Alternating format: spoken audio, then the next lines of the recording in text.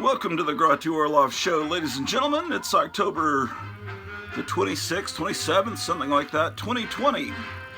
The news sure is getting interesting here in Grottuville. You need to, Grottu, Dr. Grottu Orloff, that's myself. I just set up an account on this new platform called Parler. So it's spelled P-A-R-L-E-R. So go to Parler, download that application onto your phone, and look for Grottu. I'm on there, and that's where you can get all the uncensored news about what's going on with what's going on with the Bidens and all those wonderful people. So go there. Also, don't forget that Grottu is also on Instagram. So look for me there. Now, got some more business. Last time we were together, I was going to show you, I actually bought 3 comics. 2 new comics, 1 old one, and then I showed you the Fantastic Four with the Alex Ross cover, but then I forgot to show you the other 2. So I'll do that now. Got to take care of some old business. Where the hell are they? Oh, yes. So I got this Fantastic Four comic. I told you about that. But then I also got this, because this looked really interesting, because I'm a big fan of Norse mythology. And this seems to be put out by some interesting people. Definitely. And so, yeah, I'm a huge person, I am a huge person. I'm getting very fat, but I mean, I'm a huge fan of all kinds of mythology.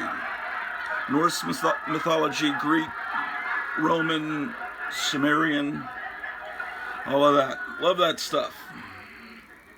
Now, comic books. Oh, the other comic I got was just the first DC issue of Korak, when DC got the rights to do the Edgar Rice Burroughs stuff there in the early 70s. And I'm a huge fan of Edgar Rice Burroughs, and this was at Cosmic Comics, so I picked that up. So the 2 new comics I got were that Norse mythology, that's the first issue from Dark Horse, and that Fantastic Four comic. And I guess I got it. I don't want to be a total asshole. I need to give that Batman 3 Jokers a try, I guess. I was probably a little too harsh on it last time. It's just, after it's all said and done, I wasn't really, although I love the artwork, the Batman killing joke, even that, I just don't like to see the sadism directed towards beloved comic characters that I grew up with that are meant for children. I don't want to see Batgirl implied that she's raped or shot in the stomach and later in a wheelchair. That's not really Grottu's kind of thing, because Grottu at heart is a peacenik and doesn't like to see horrible violence like that. But speaking of idiots, and we were just talking about Joe Biden and his little son, Hunter.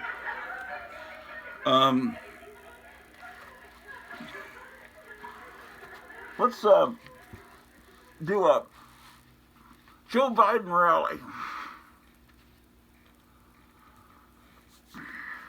I grew up in Scranton, Pennsylvania, and my father told me, a job isn't just, a paycheck.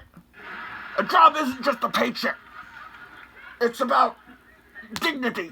It's about respect. It's about being able to look your kid in the eye and say, it's gonna be okay. What was I gonna say? Now, that motherfucker, Donald Trump, he called our patriot soldiers that I sent to war suckers and fuckers and losers. Well, my son Bo He wasn't a fucker. He wasn't a sucker. He wasn't a loser. He had the Bronze Star. He served in Iraq for 6 months. And my son Hunter, he's no loser. He's got the biggest penis anyone's ever seen, short of John Holmes. And he didn't get any Bronze Stars. He got kicked out of the Army for drugs. But he's a great human being. So, vote for me in 8 days and camel toe, and I can't do it. I just can't do a very good Biden impression. So I'll put Biden back up on the shelf. We had I had an old friend visit, spent the day Saturday. I've known him since college, since the mid-'80s, and he's spent years researching all this arcane, esoteric stuff, like where do you go when you die, he's just like, it was like a college professor was sitting there talking to my wife and I about what's going on in the world and politics and what he thinks will happen on election night. He says there were so many fireworks manufactured in China that weren't able to be used on July 4th, and he says that there's giant stockpiles of them. They're somewhere, and he says recently, supposedly, some mysterious people have been using crypto dollars to purchase them all, and so he thinks that bad things are going to happen when, once all the cities in the U.S. get dark because obviously Trump's going to win, and the people are going to get out in the street and go crazy. He's telling us all these stories, but ultimately everything's supposed to turn out okay, from what I understand. But Trump's having 3 rallies today, so I'm going to watch those. And I'm going to keep paying attention to my feed on Parler to see what's going on, because they say big news is going to break today. Big news. So long to Joe Biden. And we'll look at some comic books, because I've been still organizing here in the comic room, and I've got to look. Oh, this is another thing I promised to do in a previous installment of the Grottu Orloff program. I was at an estate sale and I picked up this little comic, and I thought I'd show it to you. It's really interesting. It's the Blessed Virgin of Kazachua, the story of Our Lady, Queen of Poland. So I went into a estate sale and I got some cool stuff. It was an interesting house. It had been, I guess the guy that passed away was a colonel, and he was of Polish descent, so he had all kinds of Polish stuff. But, it just, how often do you see something like this? So it tells the whole story. And it's compliments of Papa Polish American Priest Association. So I thought that was just weird enough that maybe 1 or 2 of my people that follow this show might enjoy that. I think Metarog might enjoy that, possibly. Alright, so the comics I was going to show you. Well, I was going through the W box, and I'm in a reboard and bag comics, and here's some comics from my childhood. Here's Weird Wonder Tales number 3. And inside it's reprints from the 1950s, from the days when Marvel was called Atlas. Ooh, look at this. It's a promo ad for Iron Fist.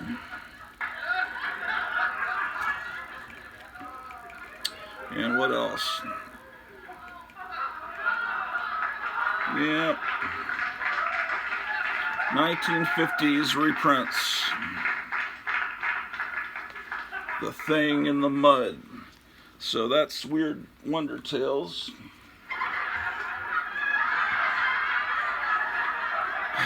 Here's number 6. I remember buying this just like it was yesterday. What do we have inside? Oh, I've never seen these in real life, these stickers for your wall. Ooh, I love this art. Is that Bill Everett? And who is that artist? Yeah, it's got to be Bill Everett. Yeah, I love the way he drew ghouls and ghosts. I mean, you can tell it's Bill Everett. I mean, look at the eyebrows on her. It just looks like, yeah, look at that. Oh, that's what I mean. I love these ghouls. They're like horrifying and cute at the same time. Okay. Still only 25 cents. This is, shit. I think this is before Jaws. I don't think this, nah. Damn. Did I bring my glasses? Of course I didn't. Yeah, look at that. Look how white the pages are. Look how wonderfully I've treated my comics over the ages, over the generations. There's the Robert Bell ad. Yeah, he was one of the main comic book dealers back then. You could order back issues, of course, in '74. Oh, look at that, look at that. See, that's the same, that's Bill Everett again. I mean, it's just, damn, it's just incredibly great. Oh, and Venus was like this great hero from the 50s that they've reprinted one of her stories in here. Oh yeah, here's one of those cool ads showing you all the, there are all the Mego dolls. Yes, we called them dolls, not action figures. That term hadn't really been coined at that time. Now they're making new Mego action figures or dolls. You can find them at Target. I haven't seen them at Target lately. I've seen a few at Walmart. I saw Phantom of the Opera, and, you know, it just wasn't quite good enough, you know. You know, the Mego belonged in a certain era. They got the original guy that formed Mego. I think his name is Marty Abrams. They dug him up, and he's there still as the figurehead, and they're making all kinds of new Mego figures, but they're still not, they don't have that connection to my childhood. There is a Creature from the Black Lagoon out right now. I'd really like to get that. I haven't seen it anywhere. And there's a new Superman, Batman, and Wonder Woman that I've seen pictures of that actually look good. Here's another issue of Weird Wonder Tales. Isn't that wonderful? And boy, is that, you know, this is from the era when EC was the rival. And so that's pretty good. That really kind of looked like EC art there. Oh, look at that. They just don't make comics like that anymore. And in here, oh, look at that. It looks like we're looking at a vintage Fantastic Four. Look at that Kirby art. Oh, my goodness.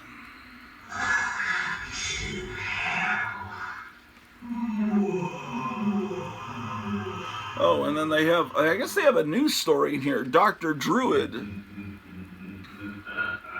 Stan Lee and Jack Kirby. I assume... No. Something's weird about it. No, this is old. This is a reprint from... I think it's a reprint from the 50s, and they changed the name from the original name of who this character was. I don't know. Forgive me, I'm kind of tired this morning. Just took a shower, so my hair is kind of wet.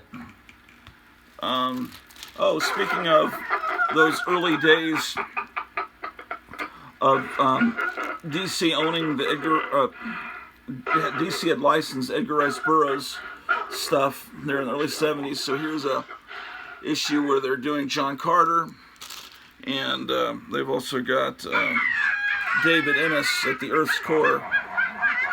But yeah, it's just cool to see Joe Kubert take on the Barsoomian stories. Barsoom is, of course, what Martians call Mars. Weird Worlds. And this is issue number 2.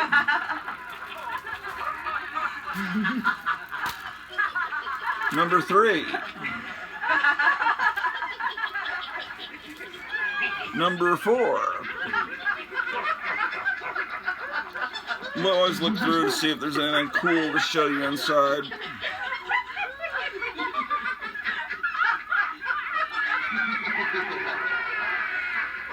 Yeah. Thuvia.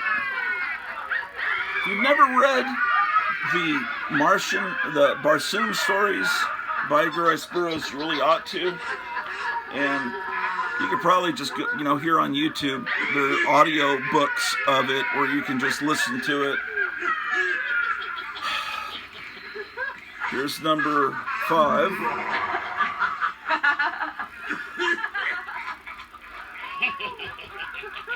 Very cool.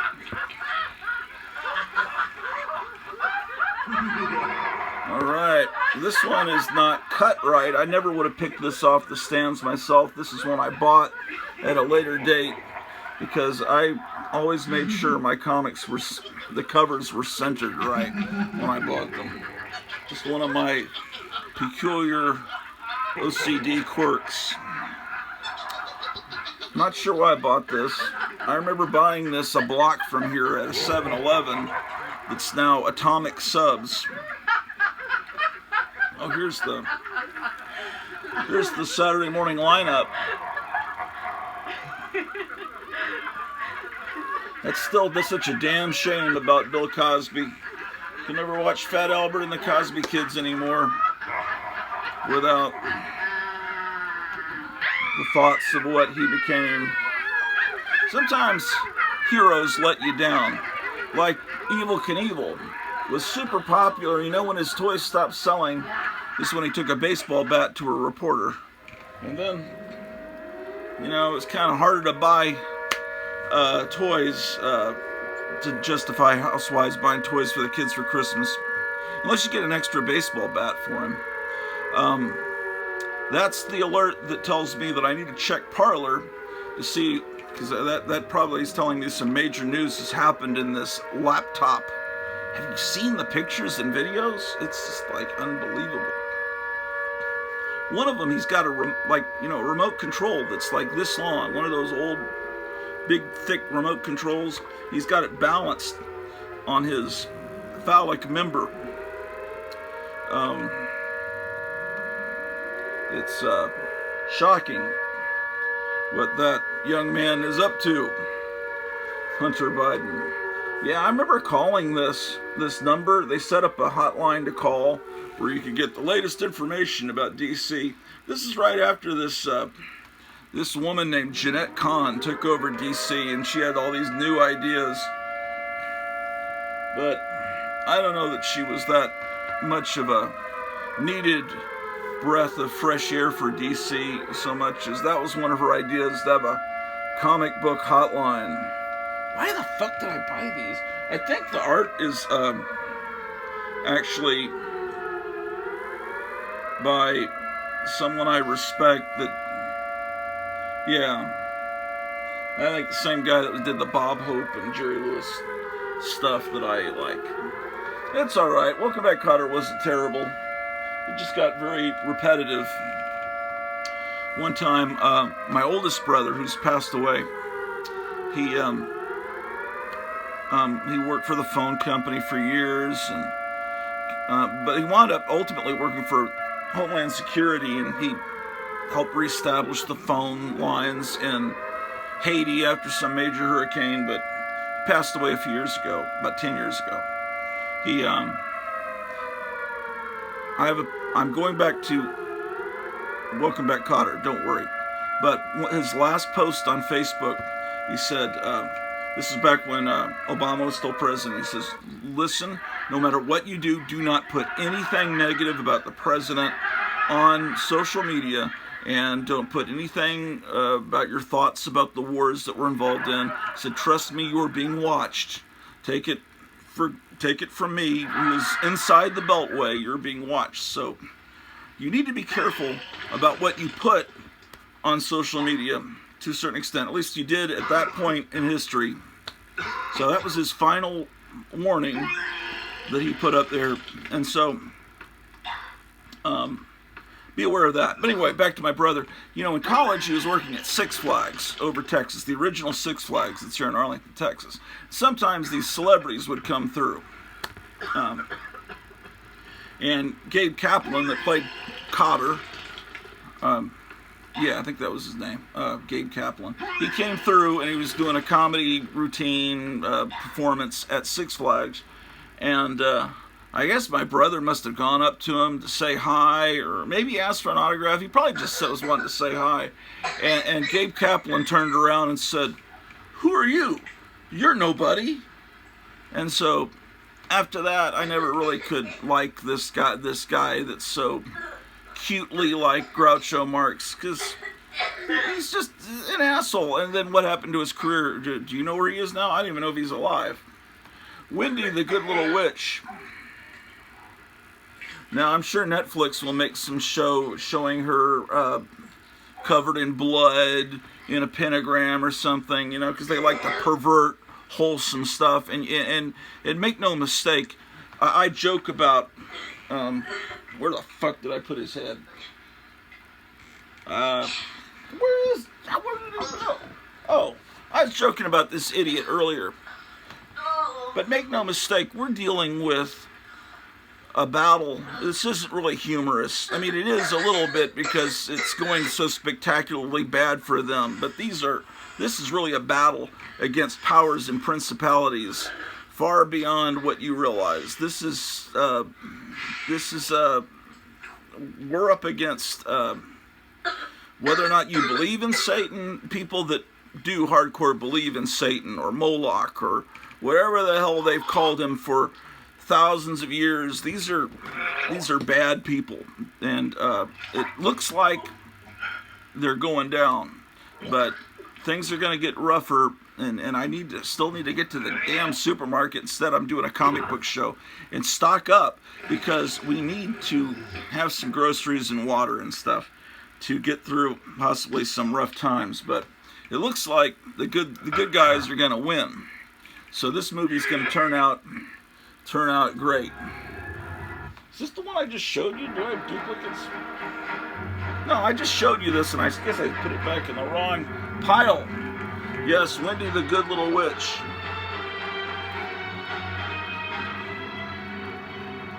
Yeah, I mean, I loved this comic as a kid.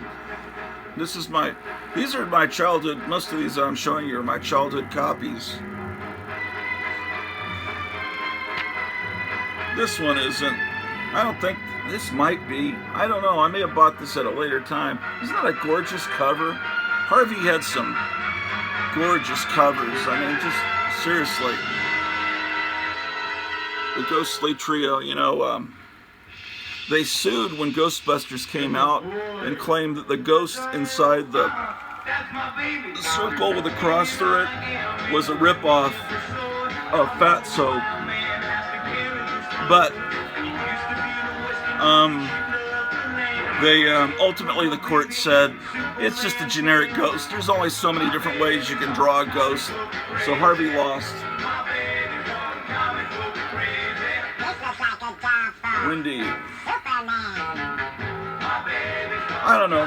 I'm fascinated by Wendy. Ooh, Werewolf by Night.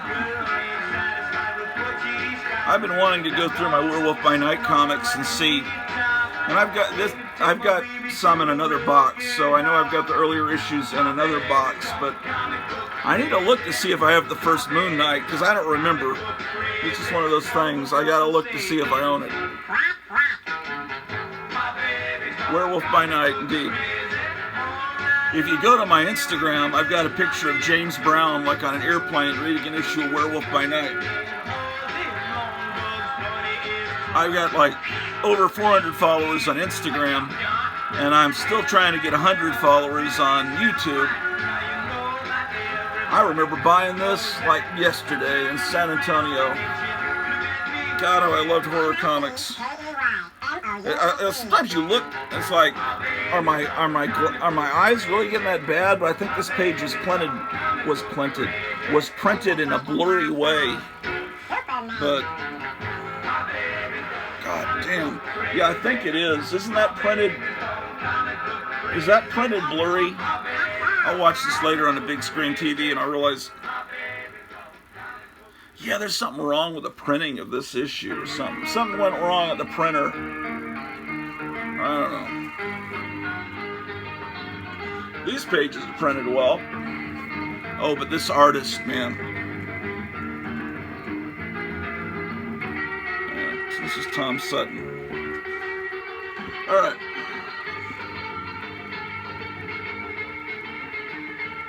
Well, here I am, a liar. I see this is a childhood copy, but I must, maybe later on, I decided I learned to pick out comics that were framed perfectly well, where the art goes right to the spine, to the staple, but still, you know, what can you say for a third grader?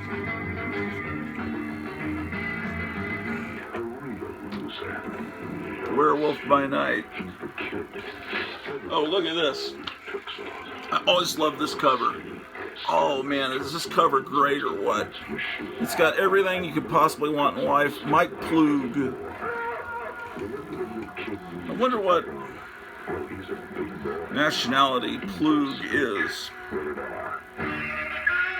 Whatever country produces people with the name Plug, that country should be the greatest country on earth, because now Michael Plug, if you look at that, what artist does this remind you of?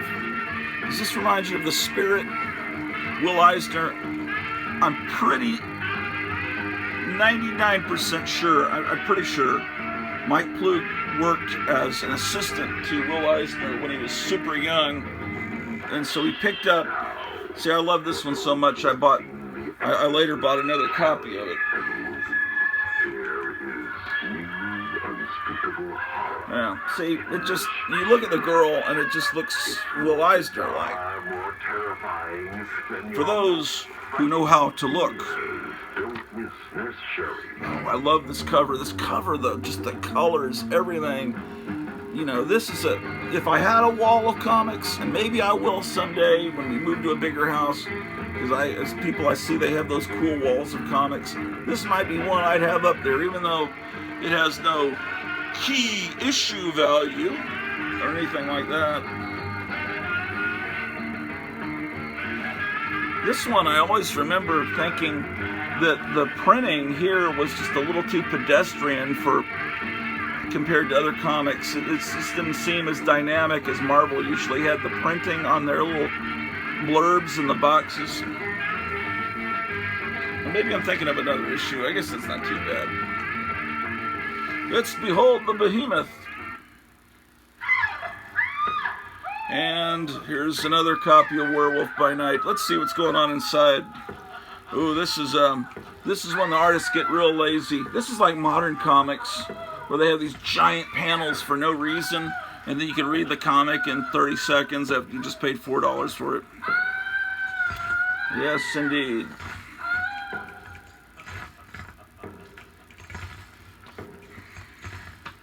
So, you want to visit a haunted house? That's Hunter Biden, ladies and gentlemen. Oh, it was this one. I think it was this one. I remember thinking, maybe it's both issues. It's like they're getting lazy with their exciting blurbs. Great cover, though. Shall we go, then? Sure, Hunter. Here we are at the door. Look at that. Amazing, amazing. Okay. But I'm looking to see, do I have that Moon Knight issue that everyone is wanting and coveting so much?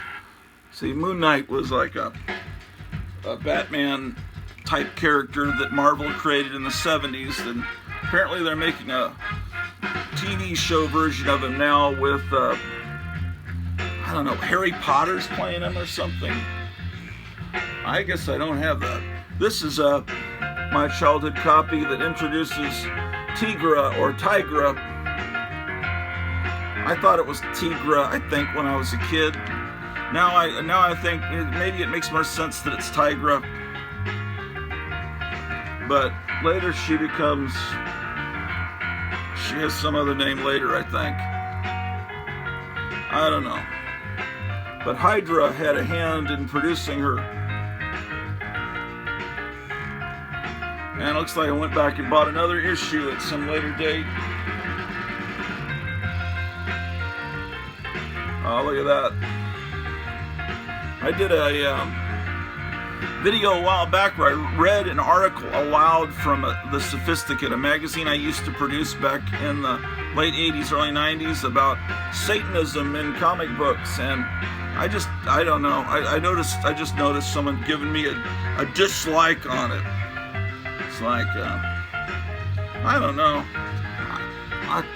I gotta be, I don't. Looks like the art was a little lazy here. It's a little, I don't know. It hurts your feelings, I guess. But I gotta get used to it. You develop a thick skin. You just want to be liked. You don't want people. They probably thought I was insulting those comics or something. I don't know. Vault of Evil. Oh damn. How'd that fucking happen? This is a comic from my childhood. And someone, not fucking me, probably one of my older brothers I see now, had put a glass down on it, using it as a coaster, and then the paper buckled around it. So now I realize I need to get a new copy of this. And this stuff's hard to find, or it used to be impossible to find.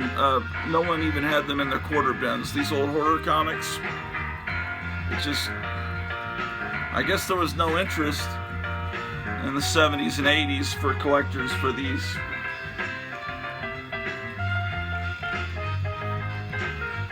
Yes, indeed.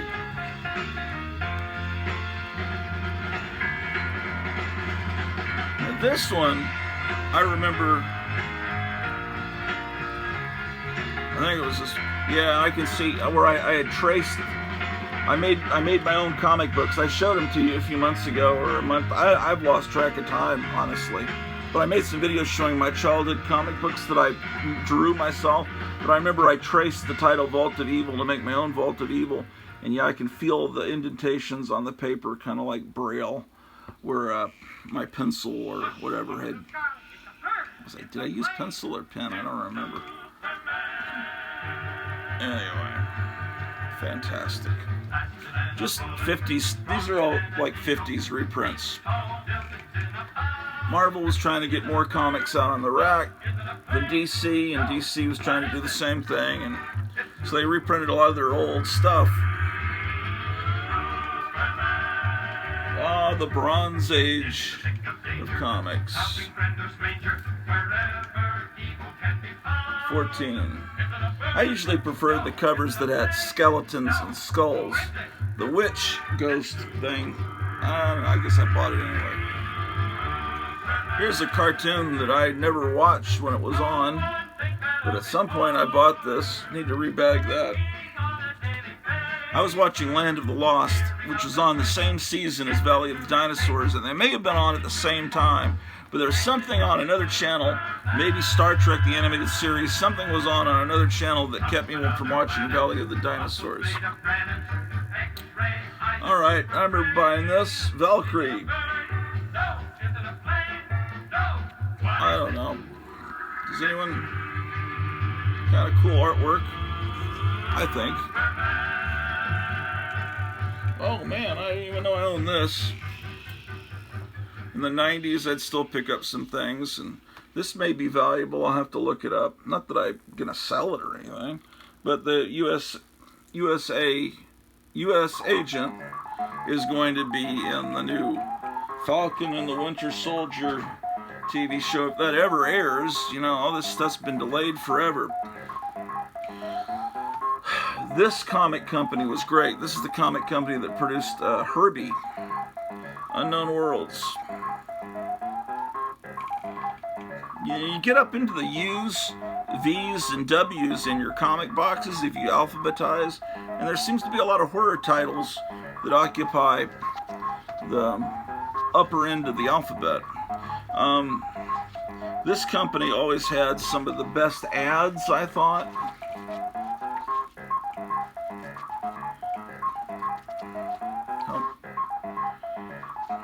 Now it's hard for me to prove that to you. Well, like the Hypno coin.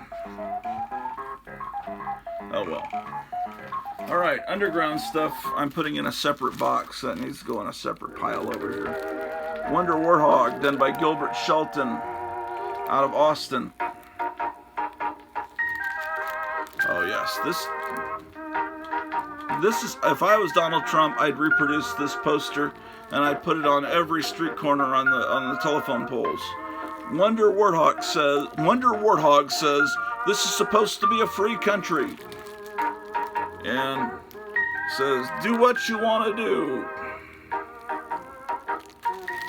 What does the back cover of this one say? Do you think a mere cannonball can harm the hog of steel? Well, they're making, he did, same artist did The Fabulous Furry Freak Brothers. There's apparently a TV show, cartoon of that coming out. I wish they'd do Wonder Warthog. Ah, the unexpected. I loved all this horror stuff when I was a kid.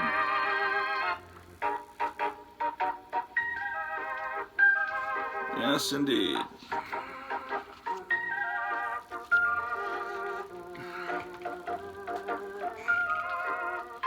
Yeah. Oh, I remember loving this cover.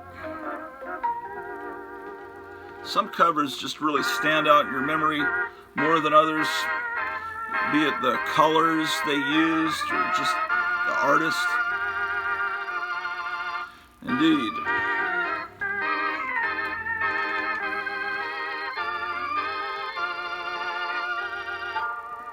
100-page giant. See, that's supposed to be 60 cents. I think Walmart was charging $20 for 100-page giants.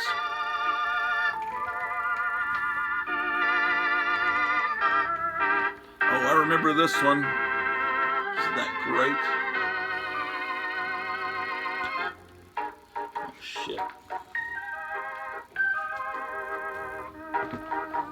Just a moment. Clearing the room, making room, make room. Damn. Okay, what else was I showing you? By the time they were in the 30-cent era, the covers, I don't know. I think the early 70s were better than the mid and later 70s.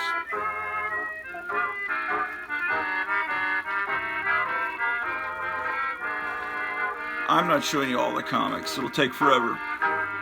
I love The Unknown Soldier. You ever see the movie Darkman? Sam Raimi movie? It's basically The Unknown Soldier. And when I saw that, I knew that Sam Raimi understood comic books. And then when he did the Spider-Man, or at least the first two Spider-Man movies, it's like he proved that he was indeed knowledgeable of comics. Spider-Man 3 was fricked up by, I think, forces beyond his control, like Avi Arad. Yeah, this is another, Uncanny Tales was another Marvel 50s comics reprints.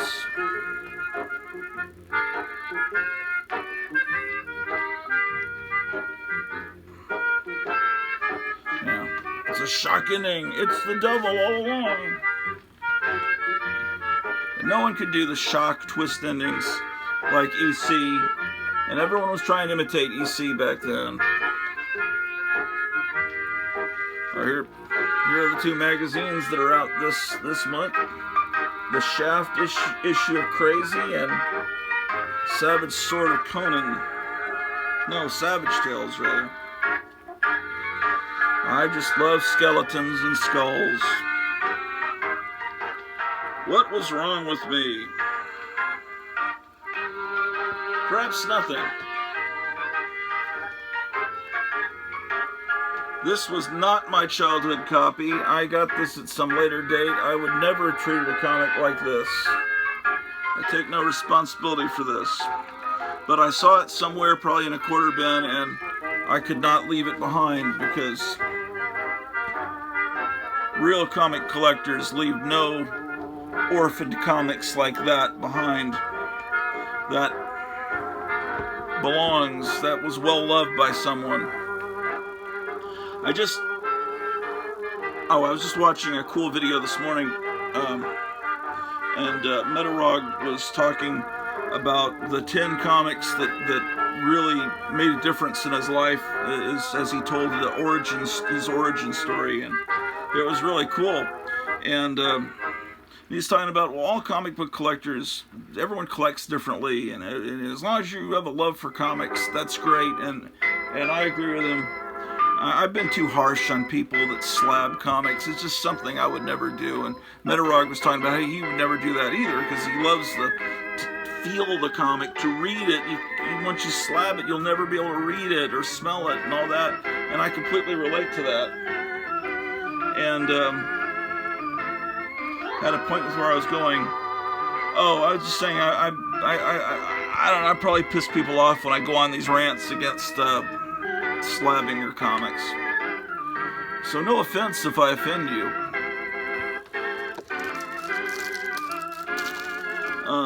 This is music from roller rinks from the 1950s.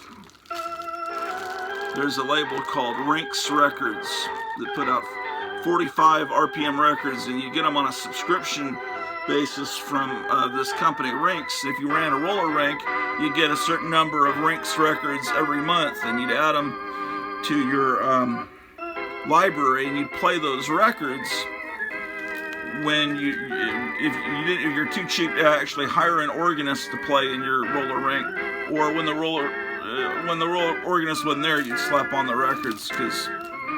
But the cool thing about Rinks Records is they did these roller rink versions of every popular song that was out in TV show themes. So I've got a whole box of them I bought from someone back 10, 15 years ago, and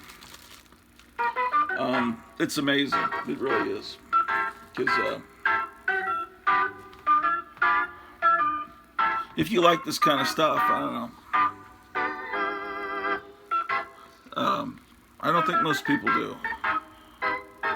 Okay, well, so here's some, there's a Weird Mystery Tales, my childhood copy. I don't think, did I ever buy Iron Wolf? No, I never bought Champion Sports. I was not a sports person. I think I bought one issue of, there was like a Weird Sports, Strange Sports. Yeah, it's like, the time a basketball team with no faces played against, it's that kind of thing. Ooh, look at this. Now the DC wasn't reprinting in their titles. They were coming up with brand new horror stories. And so DC was going an extra few. So Marvel, you're getting reprints usually from the 50s. And DC, you're getting new covers and new art. The biggest bargain in comics.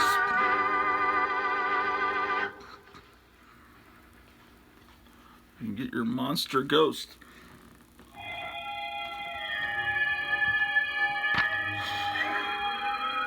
Oh my goodness. Oh, I remember this cover. This cover is so great in its tiny detail that, you look and the little people in the teeth of the monster and in his hands, or her hands. Oh yeah. And then they adapted the Bible as a collector's edition. Oh, this is where the mummy got the Hostess Twinkies at the end. God damn it.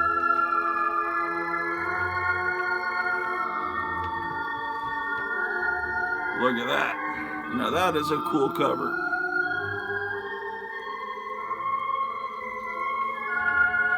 You have to admit.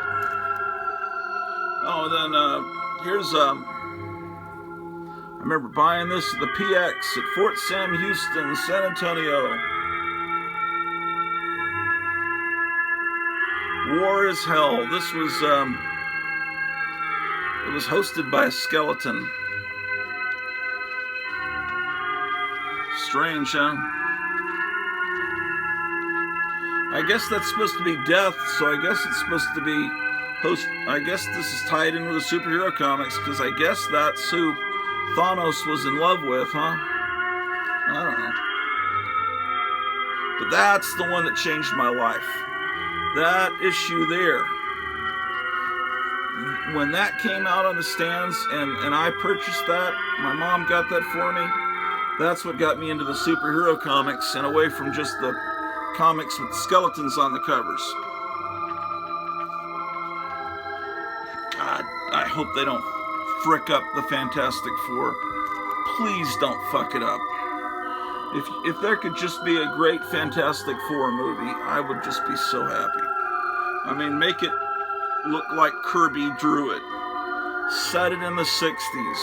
And then move it forward in time by having them stuck in that alternate universe from Ant-Man. I think they're going to introduce the Fantastic Four in the new Ant-Man, so I think that's where they're going with it. I hope they have the common sense to do that. Warlock. Ah, yes. Warlock. Hunter Biden, ladies and gentlemen. Who is the girl with Hunter Biden? The world may never know. Or maybe people already know. Now, I need to go check the news here in a minute. Things are happening fast and furiously in the news, and I'm going back 40, 50 years in comic books while things are moving ever forward in the world of, oh, damn, this is cool. There was this comic that no one remembers where they reprinted stories. It was Wanted, the world's most dangerous villains. So they reprint this Silver Age stuff with these different villains. I don't think anyone remembers this comic even exists.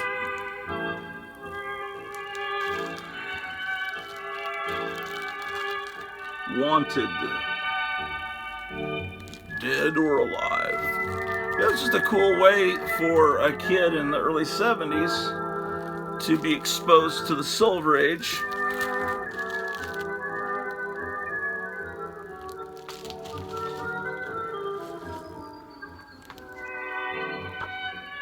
The Wacky Adventures of Cracky.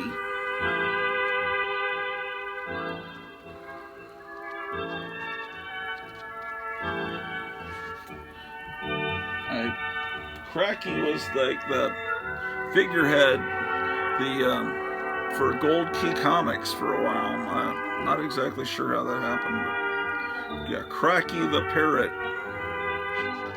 Or maybe there's some other different origin for Cracky the Parrot. But I bought these as a kid. I'm not sure what attracted me to just keep buying the Wacky Adventures of Cracky, but I did.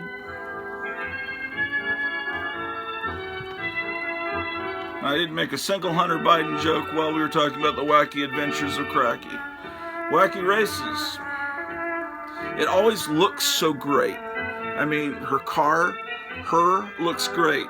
The haunted house car looks great.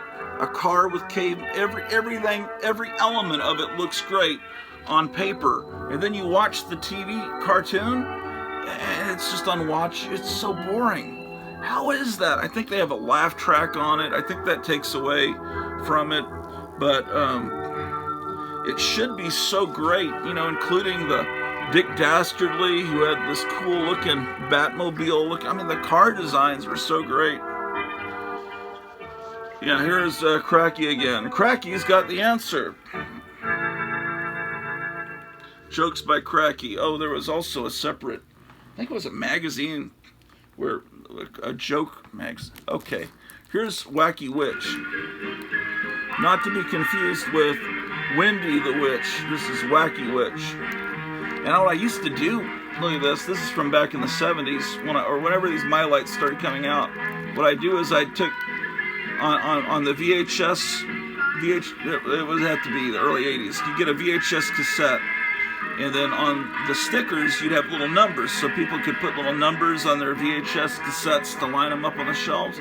Well, I would take a number, like if this was issue 129 of Tarzan or something, I'd pull out the 1, 2, and 9, then I'd put a piece of tape over it, and that way I would know what issue this is.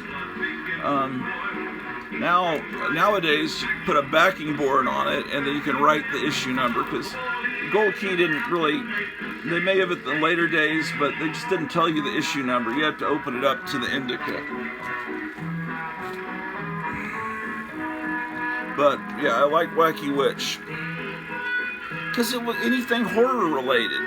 I loved Dennis the Menace, the Three Stooges. I loved horror. I loved monsters.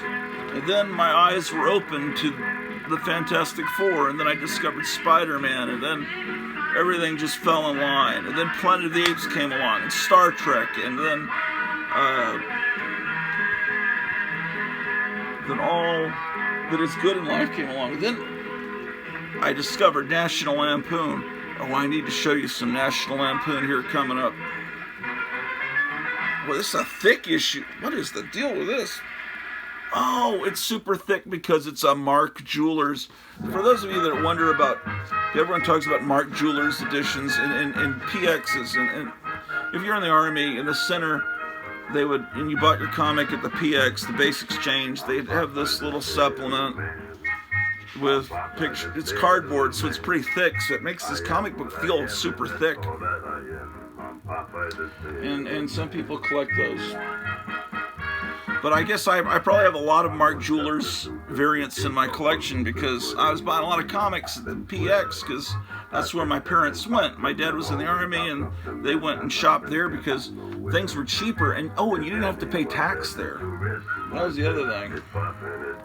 So if a comic was 20 cents, you paid 20 cents. Oh. Well, this is Wally Wood.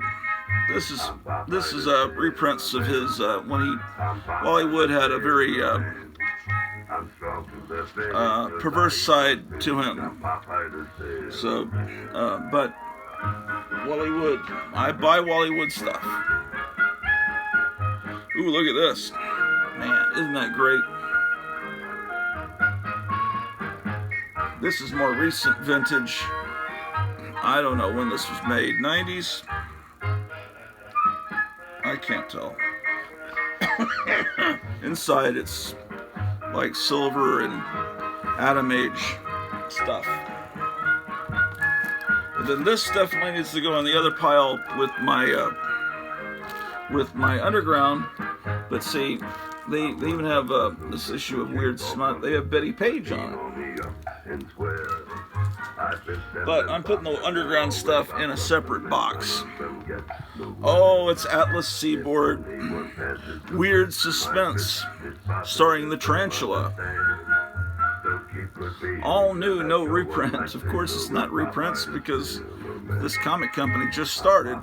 And it was exciting as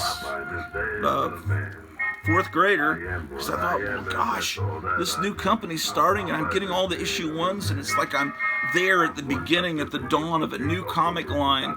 And of course it only lasted a few months, and these didn't really get past issue 4, any of their titles, from this new label that was ripping off Marvel.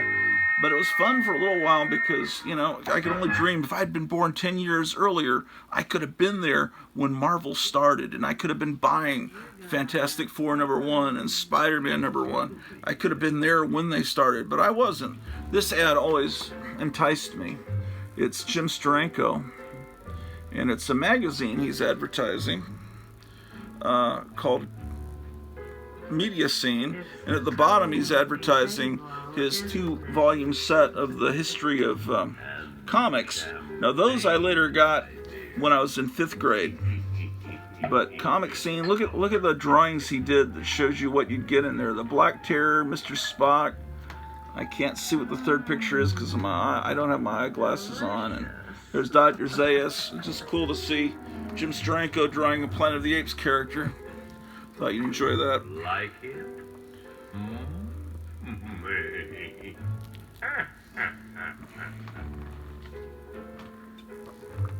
Oh, same issue. Delicious.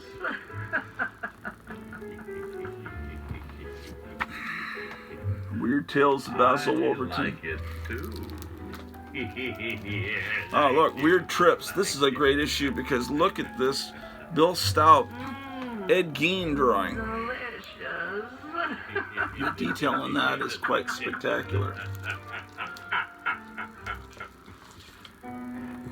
Weird War. I remember seeing this issue. I remember being out in the living room, and I remember catching my dad, who was a full colonel in the Army, reading this comic. Something about it just interested him. I remember he was reading this.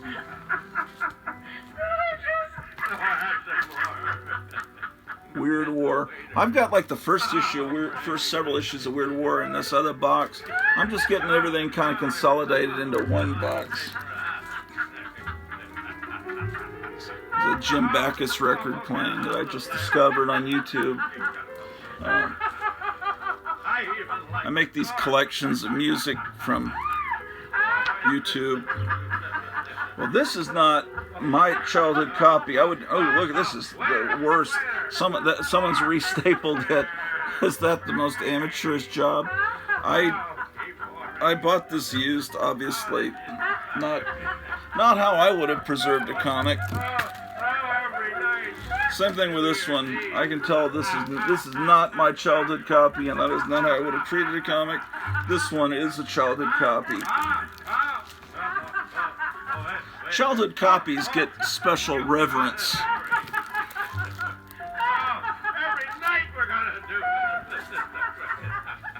Let's see what else I have. You don't need to see all these Weird Wars. I mean, you've seen them you've seen them a million times, I'm sure.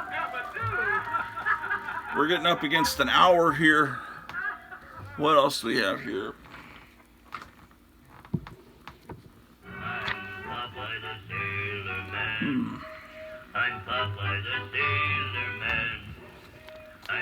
I got a lot of Weird Wars, man. A lot of Weird Wars. You know who collected Weird Wars were the guys in the Ramones.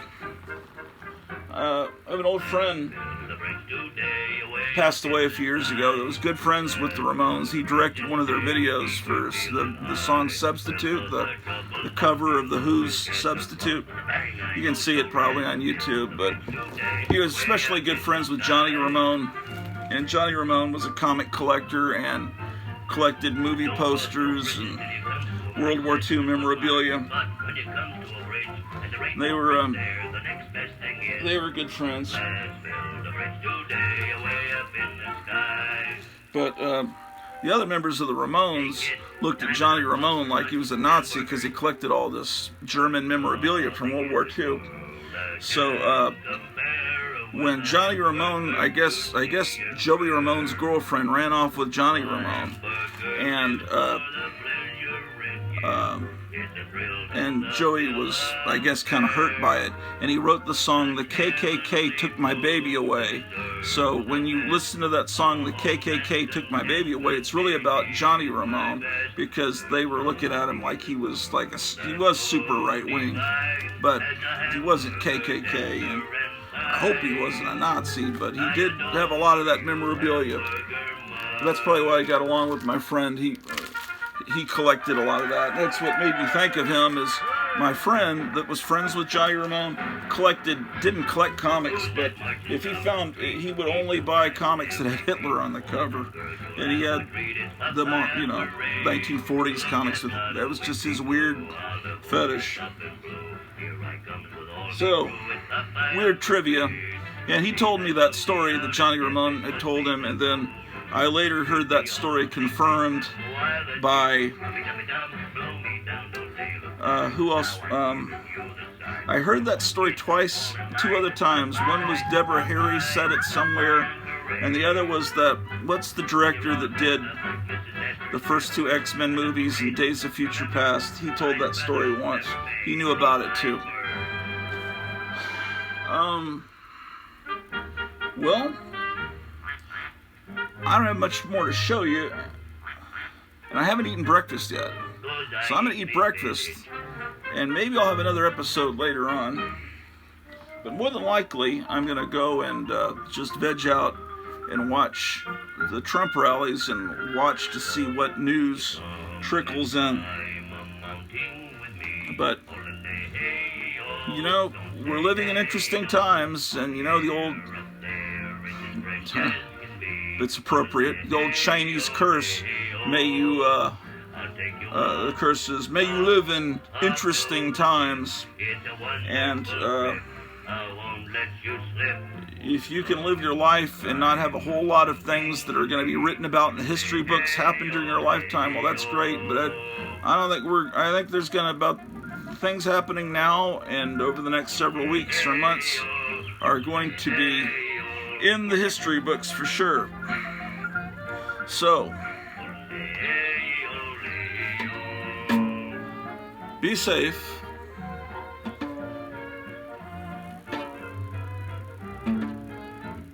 And vote. And stay warm.